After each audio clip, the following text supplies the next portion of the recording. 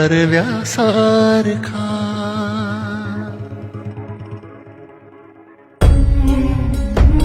ते जाऊ दे रे, पण मग घरच्यांची काय आठवण आहे ना. अरे मला पण कधी कधी खूप आठवण येते घरच्यांची. ते तर आहे बघ. चला ना मग कुठे तरी फिरायलो. कुठे जायचं? इकडे आहे ना एक नदी. हा नदी इथं. चल तिकडे जाऊ, तिकडे काही खायला. ते चल. बरं ठीक आहे, जाऊ ना. चला असं रविवार. चला. ठीक आहे, चला. हो, वाट चुकणार नाही जीवनभर तुझी, वाट चुकणार नाही जीवनभर तुझी. एक तू नाश्त्याची सोय झाली.